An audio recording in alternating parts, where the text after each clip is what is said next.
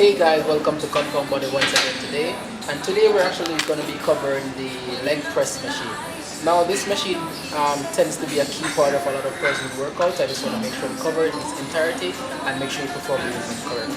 Now the first thing that you want to do is to actually have the seat reclined all the way back, just so you can have that range, as well as it actually presents, puts your body in that position where you're more going against gravity.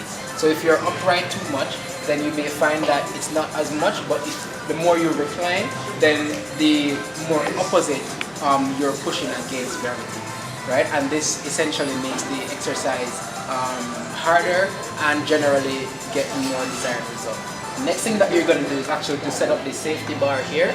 So as you can see, you can move it up or down depending on how tall your legs are, or depending on how much range you need to perform the exercise. Now the other thing that you want to just do is to just be seated properly. So when you're seated, you don't want to be like this where you have space. You want to be flat back against the machine.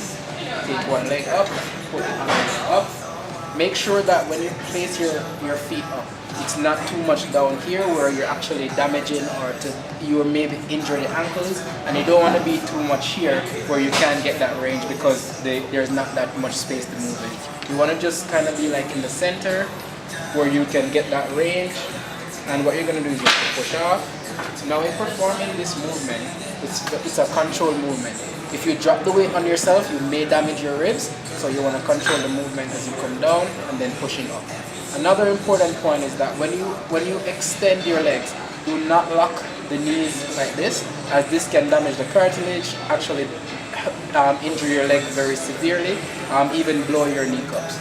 So what you want to do is actually just keep a slight bend where the muscles under tension, taking the pressure off the joints. And again, load the weight accordingly, according to what you're able to do, and advance in a progressive way.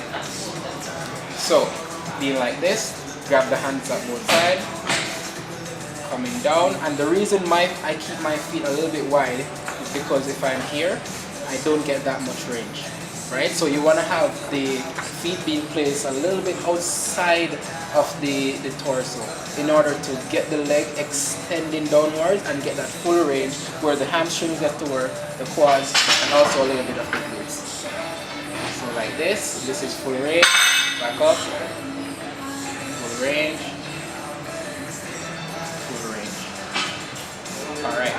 My personal preference is actually doing this exercise one-legged, and as I said before in previous videos, it's just to help in terms of balancing out each side of my body, and to get my muscles functioning optimally, as well as I get a lot more range when I do it one-sided.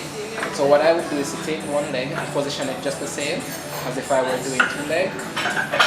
Place the other feet here, and I would come down just like this and press. And as you can see, I get a little bit more range. So if I'm two leg, I only come to this point. When I'm one leg, I get to pass that. As you can see, there's a lot more range, and I get a lot more stretching. Right, and then, okay, all right.